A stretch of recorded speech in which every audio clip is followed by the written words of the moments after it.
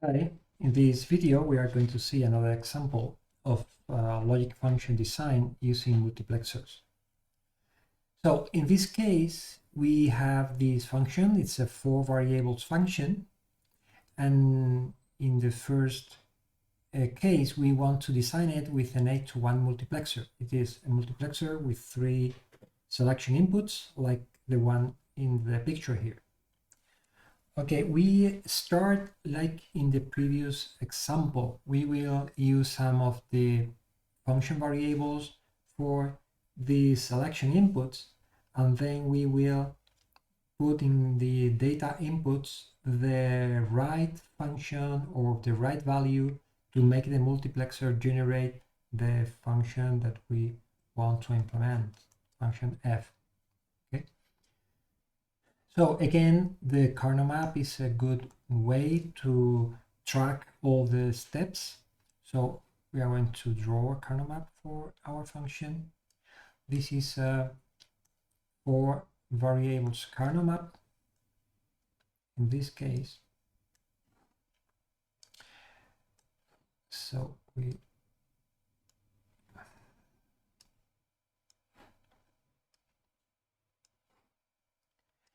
and now our function depends on w, x, y, and z.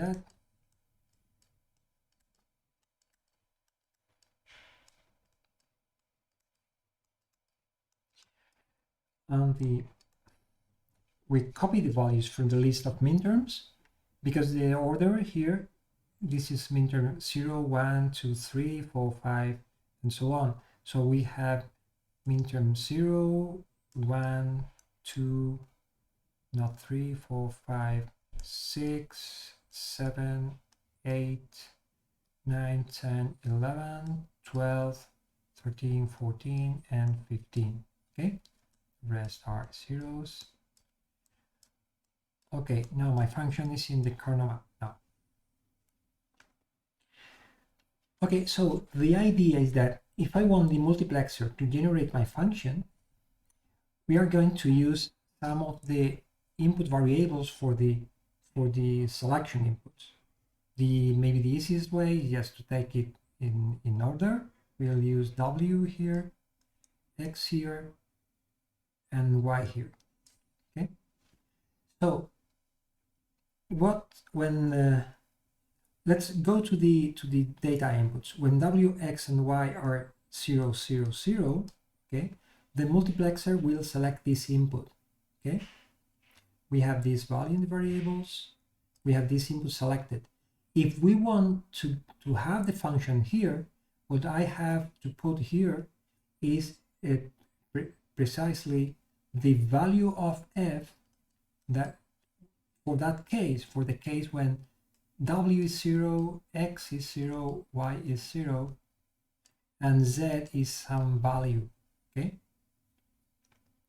if I do it like that with these inputs here, this input will be selected and I have the correct value of f, value that happened in that case. The same for the rest of the inputs. I just have to put there the corresponding value to that of the selected inputs. Okay, that's the relation with the Shannon expansion theorem. What we are saying is, as you know from the unit, okay, is that we build our expression by for example, this is a 3 variables example. Okay, if I have a multiplexer, if I put x1 in the control inputs, then this is the same expression that we have in the multiplexer. Okay, this Shannon expansion theorem correspond here with the expression implemented by the multiplexer. Okay, this is like this. Only I have to move the function values to the data inputs of the multiplexer. I think it's much easier to see right in the example. So let's see for example, what do I have to put here in all these cases. Here, for example, in selection number 2 will be when inputs are 0, 1, 0. Okay, I want to have here the value of the function for this case. This is when we have 0, 1, 0, and the corresponding value of z. If I continue like that, I will make my multiplexer to implement my function, because I'm selecting I'm putting in the selected input the value that corresponds to the definition of the function. Okay. Now the idea is, how do I find these values in the map? Because in the first example we did with multiplexer, these were just numbers we were looking for in the map. This was a 1, a 0, or so on. But because we are not using here all the variables, the things we have here are new functions, are functions of variable z. These are called the residuals of function f when w is 0, x is 0, and y is 0. And this is the residual when when w is 0, x is 0, and y is 1, and so on and so forth. So the residuals is what I have to try to find into the kernel map in order to find an expression for those. This is actually very easy to do, because if we go to the kernel map, I can find here what part of the map corresponds to this case when w is 0, x is 0, and this column, and then when y is 0 as well, we get this part of the map here. Okay, so this is the submap corresponding to this expression here. I put it in the map, but I could take it out of the map if you wish. It will be a small kernel map that only depends on z, that says that this function, this residual here, is this map here. And this is really easy to simplify, okay? Because this is the function which is 1 always. The expression for this residual is that this is always 1, okay? So we now have the value for this. We don't really need to move the portion of the map out of it and copy it. We can actually see it right there, okay? So this, if I, for example, if I call this one, this residual, I call it the f1 of the f0 of z, this is the residual 0, this will be the residual number 1, residual number 2, and so on, okay? We can locate them in our map. For example, the number 1 is the one corresponding to wx equal to 0 and y equal to 1. Is this one here. This portion, this is residual f0, this portion is residual f1. The next one corresponds to 0, 1, 0. 0, 1, 0 is this portion here. Okay, this is residual number 2. Okay. This could be, this corresponds to 0, 1, 1. This is residual number 3. This could be 1, 0, 0, 0, residual number 4. This is residual number 5.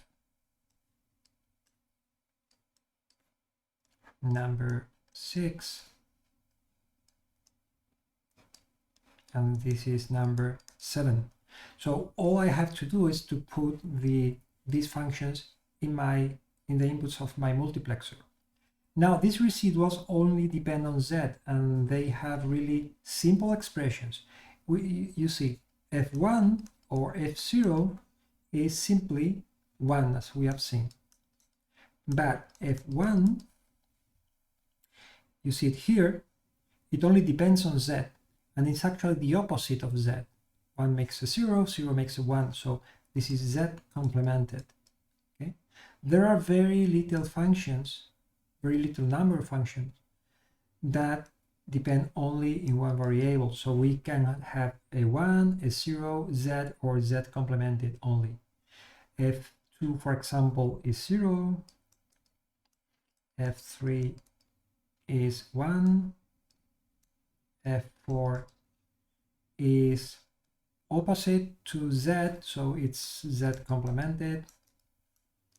F5 is 0.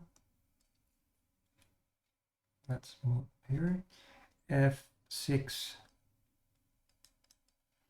is 1, 0, which is the complement of Z, so it's Z complemented again, and F7 is equal to 1 always. Okay, so this is what I have to put here in the inputs of my multiplexer. So yes, actually to finish my problem, I just have to implement those residuals and connect them to the multiplexer. So let's move it a bit to the right and just use them. I will need Z complemented. Even if the problem says use just multiplexers, it's supposed that you always have access to inverters at least, okay? Or the problem may say that variables are in double rail, so you have Z available. But we can do a complement using another multiplexer, but it's not very realistic. So we can assume that we have multiplexers. So I will take variable Z, put it through an inverter, and then I have Z complemented that I can use whenever I need it. So just to complete my function, F0 will be 1, F1 will be Z complemented, so I will connect it here. Okay, F2 is 0, F3 is 1, F4 is Z complemented again, F5 is 0, F6 is Z complemented, and F7 is 1. Okay? So this is the circuit implemented with my multiplexer. Okay. Now in the next video we'll see how to do it with a 4-to-1 multiplexer. Thank you.